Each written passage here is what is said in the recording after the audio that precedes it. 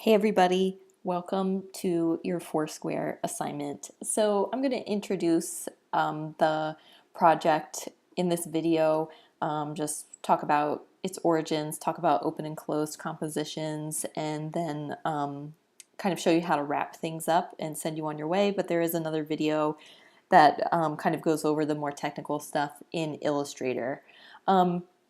This assignment is an oldie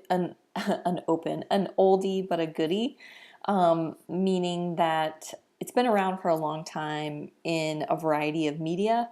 So when I was a freshman in art school, I had to do an assignment very similar to this using construction paper and glue. So it's been around for a long time. It's a really important sort of foundational exercise in art and design classes, and it's especially pertinent if you're going into the graphic design realm. But basically, we are figuring out how to communicate different words, different terms that I'm going to give you using only black squares. So how can you illustrate growth using only 4 black squares on a white background?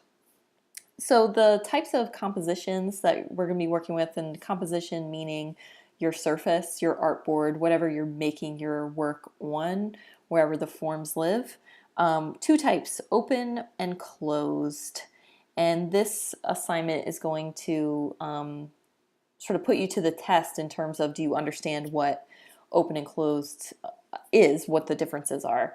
So a closed composition you can think of as having a sort of boundary around the edge, a sort of electric fence that all of the forms in the composition live within those boundaries. Nothing is going off of the page. Everything is just kind of floating on the canvas. Nothing is really touching the edges, and everything is contained. So closed, think contained. Whereas an open composition, forms might appear to be running off the edges and the sides of your composition or your picture plane. Picture plane is another way of saying composition, which is exciting and is typically way more dynamic than a closed composition, because it tells us as a viewer that there's a world outside or beyond the boundaries of the picture plane. And that, with art, with design, it's really about getting people to look. And if you can get someone to look a little longer and wonder about something, then that is a measure of success. So in this example, you can see these cubes, especially the green and the red ones, get kind of cut off by the edges, which is great because it alludes to that they live beyond that confinement, that boundary. So that is the difference between open and closed compositions. So I've given you a project sheet. I'm giving you another video, sort of how to, and this is also uploaded as a PDF on Blackboard, just to show you some good examples of this project. And I've listed the word that the image is illustrating with the image itself. So this would be a closed composition for ambition. This is an open composition. Your squares can be different sizes. They can extend beyond the boundaries, especially in an open composition. So in some cases, if a shape looks like it is a rectangle, it shouldn't be. It's probably just extending outside of the frame because it's an open composition. So these are some good examples. Shows that the student was thinking about the word, what the word means, possibly having to look it up, look up definitions, look up synonyms that then help dictate how the drawing should look. What these drawings do well too is that they take up, they utilize the white background nicely. They take up a lot of space and take advantage of the real estate of that white background. These are 2 different examples of the same word. So you really want to play around with positive and negative space, the space in between squares, the shapes that you can kind of create with utilizing the white background and the black shapes, seemingly over top. So here's some not so good examples, and most of these are actual student examples. Most of these are not good because look at how much white space is there.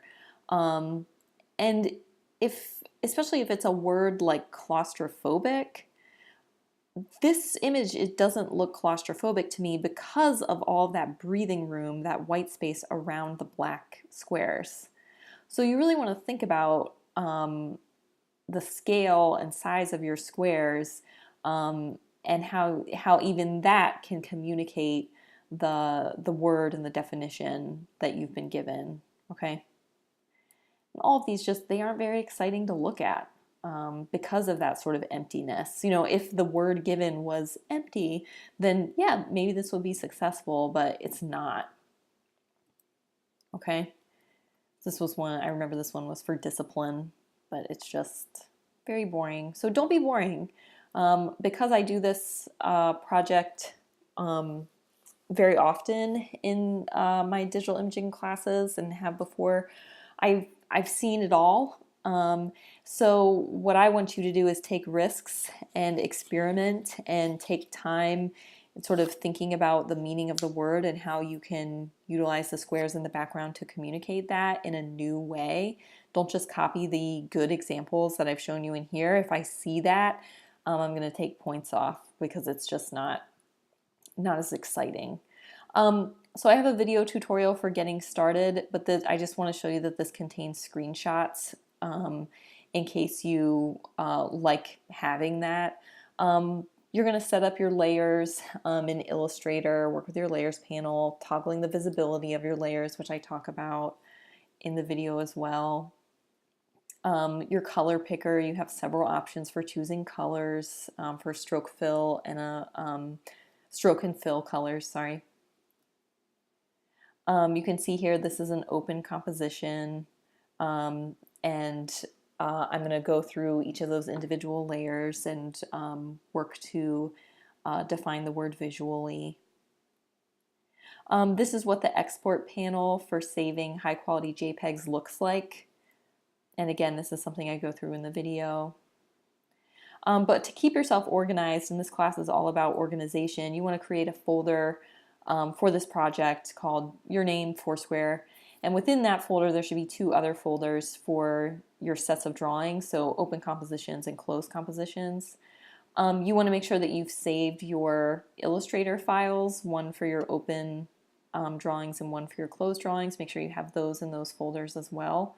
And then I give you the format for naming your files as well. And this format, these constraints in regard to naming your file, that's what I want to see. I don't want to see, anything that I haven't asked for. This is all about the details. And then when you finish up, you're gonna send me your entire folder by compressing it. Right-click on the folder, choose compress, and it'll save as a zip file, and you'll see this .zip extension, and you'll see this sort of like zip icon associated with the folder. So there we go. That's Foursquare. This is where it all starts. Everything in this class, in the design field, it all starts here. So good luck, take risks, and I look forward to seeing your